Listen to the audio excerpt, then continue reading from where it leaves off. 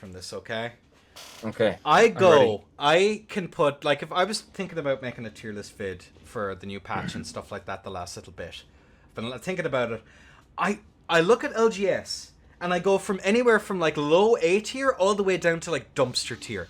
I can't make head nor tail of that goddamn thing. Because sometimes you fight it and you're like, man, that's really, really good. I'm getting damaged. He's getting his free aims off. It's really, really solid.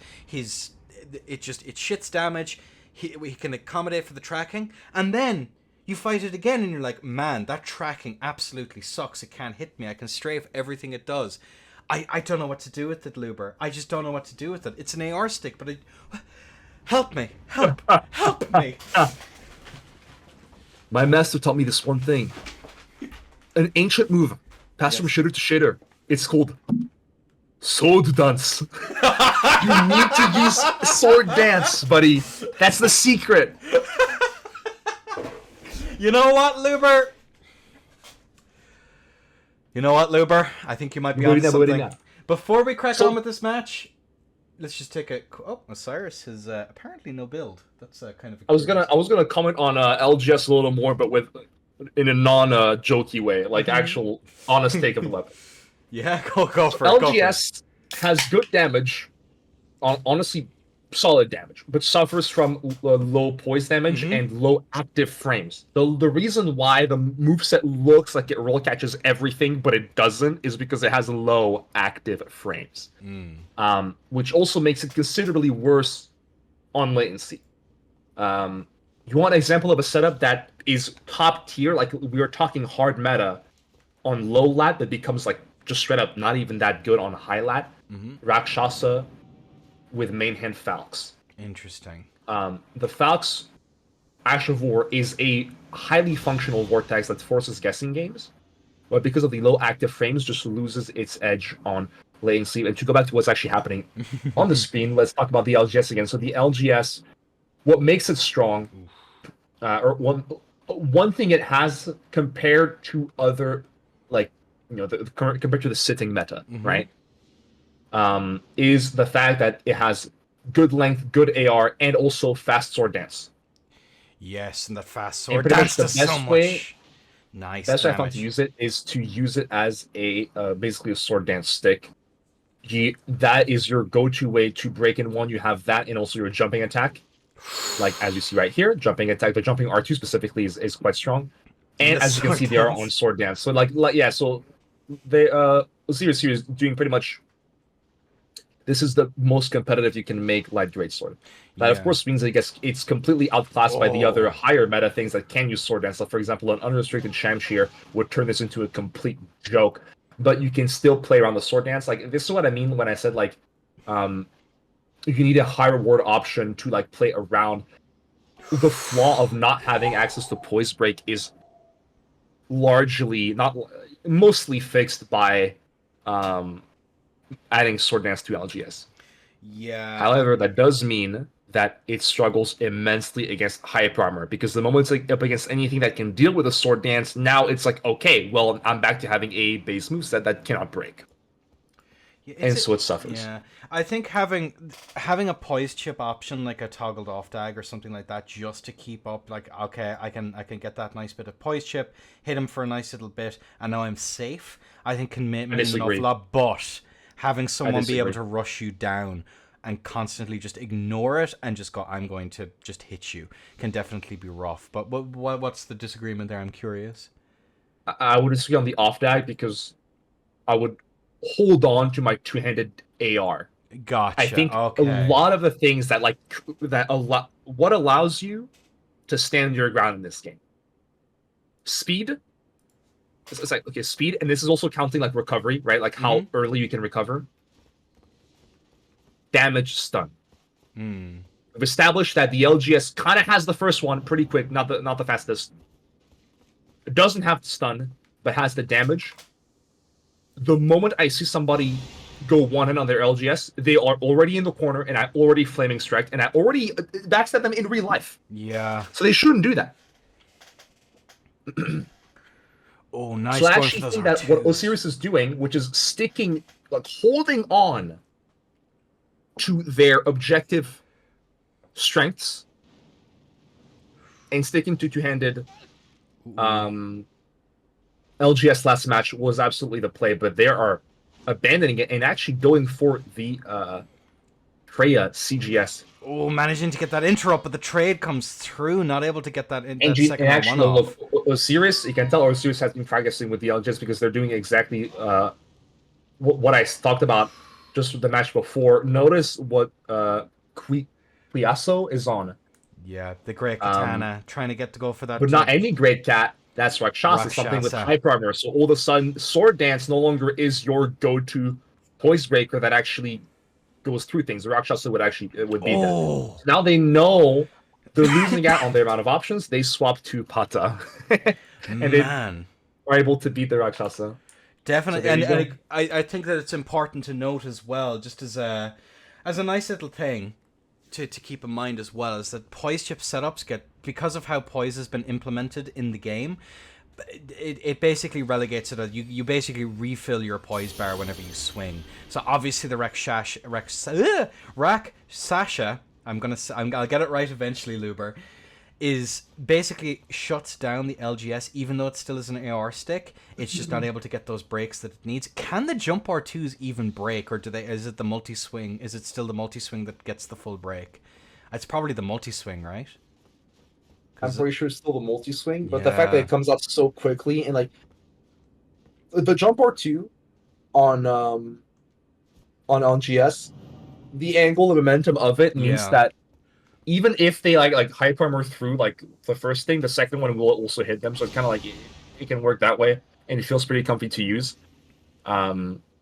But it has its flaws, of course. Actually trying to land the harpoon. What an actual legend. Here is the side of Kuiso, who's doing a really solid job of just keeping up that pressure right off the bat, but back onto the look LGS. At that. Yeah. LGS, look at that. It's exactly what I was describing. Like LGS into Rakshasa, the hyper wars are just happening. It looks like Arceus was able to just get in like the finisher of Sword Dance to get more damage, but look at that. Just the hyper armor completely shutting down every single thing they try.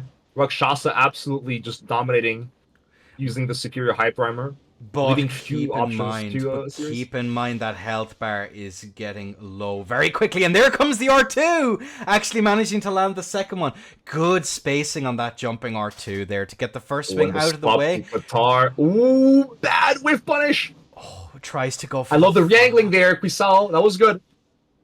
Force back up there again, but we are going to see the... Risky! Serious damage coming out there, though. What a scrap! What a scrap, Luber. That was throwing hands. Literally, that was some MMA, like, you know, like last round, like against the cage, against the grid. But let's take a quick peek at the builds here once again. Kuiso going for the Dex, obviously, for the Rakshasa. And of course, we are going to see a strength build here on the side of Osiris for Pat. I would have thought LGS and Patas would have been more of a Dex setup, or am I completely mistaken? I thought that the AR was different on them. I could be mistaken, though. We might see some more swaps coming out here on the side of Osiris. But curiosity for sure. But we do seem to have both of our contestants in Lobero Bobero. Will you be ever so kind as to give me the count in, bestie? 3, 2, 1. All right. Allez. And the bolt is on its way in. And the katanas are being waggled here from Kilo. It does seem as though we've swapped over to the Great Cat of his own here on the side of Osiris. Confident going into Great Cat versus Rakshasa. Honestly, I've said this.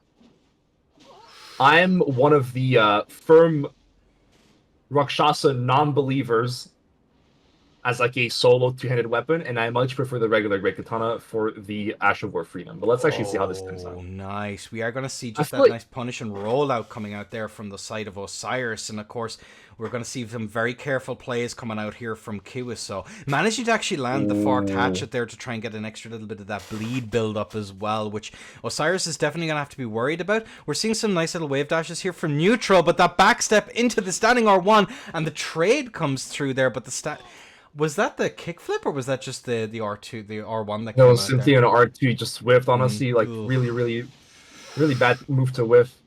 Yeah, just the punishment that you can get on a good second roll comes out there on the side of Osiris, though, and Kibiso's doing his best. He's definitely adapted quite nicely as the kendo smash comes out there on the side of Osiris. Roll out barely avoids the running R2. Oh, sorry, running R1 from Kusawa. Not a close cut thing, as we do see the priority machine come out there with the off axe. We might have seen a run out of stand there, or was it just that the cancel window is so garbo? Can't actually tell. I'm going to guess that it was maybe an endurance memento. Cyrus is playing the Great Katana in a very unique way, using lots of jumps instead of like remaining grounded like you'd expect with Great Katana. I find that people who've been maining one thing a hell of a lot have an awful pick up habits from setups. We've seen the LGS that they used very effectively, as that is going to be, oh my god, almost managing to land that jump attack there, keeping up that pressure. The standing R1 comes out there to follow up, but Kibiso evens it out. Oof. So what you saw there was a lot of preemptive backswings from Osiris using the Great Katana, anticipating just like a run in from Kuyaso, but it just never happened, and it seems like they ran themselves out of stamina, and eventually did the like panic, like the what is it? Like post-swift panic. We're like, okay, I gotta get out right now. But they were recovering for so long that it ended up just being a roll catch. Yeah, and those holds and stuff like that can be very useful. What I really want to see here from the side of Osiris is to really change up those roll catch timings, because he's fairly consistently going immediately for that second R1 just as a means of keep out, but I feel like changing that up and trying to force a bit of pressure out of it might actually be the play, considering that Kiwiso is respecting it so much. But we're going to see the heal up here from the side of both players. Lobero, I give you the floor, sir, as the bolt is on its way. Oh. Allez. You're talking to that Nash guy again, haven't you, Luber? Oh, yes. But yeah, nice showing here for both of our players here. We're going to see that whiff there from Kilo, but back onto the LGS, and as you had said before, just that hyper armor is just able to interrupt literally everything. Shutting down the LGS. Like, it's so sad. Like, this is where LGS basically falls off tiers, because it's like, okay, well, this can fight. Like you'll play this against like Shamshir, like, okay, but I can kind of like, I can use the sword dance. I can kind of like, I can push in the corner, kind of. I can play a little bit, and then like hyper armor comes out. But as you can see, like, we also seem to have not abused the hyper armor so much this interaction. And the bunch of hits, but the bleed proc evens that up immediately, and they are not respecting the chain of attacks from the LGS. Both players are just going really, they just took each other serious. That was like an immediate tax of the physic right off the bat. Keeping up that pressure is going to be interrupted into the hatchet. Off hatchet again. Insisting on keeping Pryor with a weapon with no poise breaking. Very insane that they got away with it on R1, like out of hits like that. We also were just simply not expecting, but who would have? And the jump comes out. You're trying to hit 2 HP in a dream. One more hit. This is looking extremely difficult for Cyrus here. No way to trade whatsoever on a weapon that needs to trade. Maybe if I think the only win condition here, Luber. Oh, the blink bolt comes out though. This could be it. And it comes through. Unfortunate. This is the face of a winner, ladies and gentlemen. Absolutely phenomenal play here from the side of them. Well played. Yeah, I just well played to both competitors. I think this match was a fantastic showing of the strengths and weaknesses of LGS, pretty much. Like how you can make it the best it can be, and also where it still falls short. In the second half of that match here, when they were even on health, it was pretty much no real way for Osiris to actually make the comeback with LGS.